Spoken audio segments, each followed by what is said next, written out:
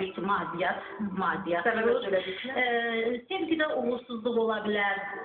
Valideyn övlad münasibətlərində ailədə ataya layiq olduğu kimi hörmət olunmayanda övladları tərəfindən depressiyaya düşə bilər. Dözülməz həyat yoldaşı olanda bu kişini depressiyaya sala bilər. Uzun sürən xəstəliklər səbəbindən əgər ola bilər potensiya aşağı düşsün, bu da kişiləri depressiyaya gətirib çıxardır.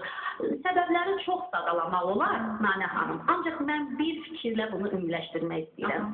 Kişiləri depressiyaya salan əsas səbəb kişilik xüsusiyyətlərini təsdiq edə bilməməkdir. Bu cəmiyyətdə, bu sosial mühitdə kişilik xüsusiyyətlərini təsdiq edə bilmirlərsə, onda bu həqiqi mənada kişiləri depressiyaya salır. Biz maddiyyatdan danışırıq. Elə kişilərimiz var, evdə var, gözəl həyat yoldaşı üçün şərait də yaradır. Hətta onun üçün maşın da alır. Ancaq ailədə bir kişi kimi hörməti yoxdur. Qadını tərəfindən dəyərləndirilmir. Kişi kimi nüfuzunu hiss eləmir evdə. Təbii ki, o kişi ilə söhbət aparanda baxırsan ki, nə qədər üzdə özünü yaxşı da aparsa, sorğu keçirsən ki, maskalanmış depressiyadır. Artıq bu psixosomatik xəstəlik yaşayır.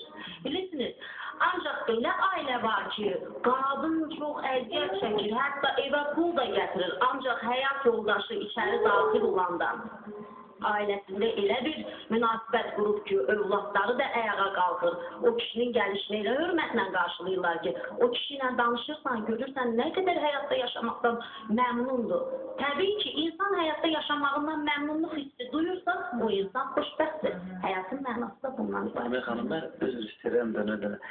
Əgər kişinin evdə hörməti yoxdursa da, mən elə gəlir, düzdür, qismət, talib, bunlar anın yazısı, bunlar var. Amma mən elə gəlir ki, mənim öz şəxsi fikrimdir, əgər o kişinin evdə hörməti yoxsa da, halısa kişinin də günahı var. Günah var. Mən, bilirsiniz, bu o qədər dərin mövzudur ki, insanın şəxsiyyət kimi formalaşmasına təsir edən...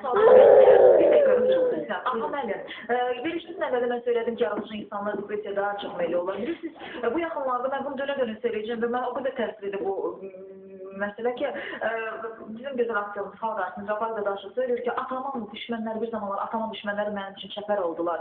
Mənim filmləri az çəkdilər, mən çox az filmlərə çəkildim. Siz təsəvvür edin ki, arada olan vasitəçilər o cür aktyoru zamanında vaxtı ikən çoxlu rollara, çoxlu filmlərin çəkilmənin qarşısını alır. Siz təsəvvür edirsinizmi?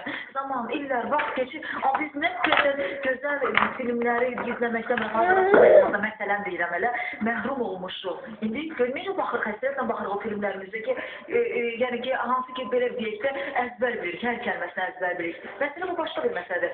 Sizin qalan depressiya xəməli, rol bölgüsü, teatrlarda bu daima olaraq konfliktlərə və intriqalara səbəb olacaq bir məsələdir və yaradıcı insana bu, təbii ki, depressiya sala bilər. Yəni, necə ola bilər ki, məndən istedadlıdır, məndən qabiliyyətsizdir, məndən pis bir rolu tamaşaçı bəlkə də o səviyyədə çatdıra bilməyəcək bir insana o rolü verirlər, amma mənə gələndə o rol yoxdur. Belə Allah çox olur bizim sənətçi aləmində. O kinoda da elə o depressiyanı mən özüm də keçirmişəm illərlə. Çünki nə qədər ki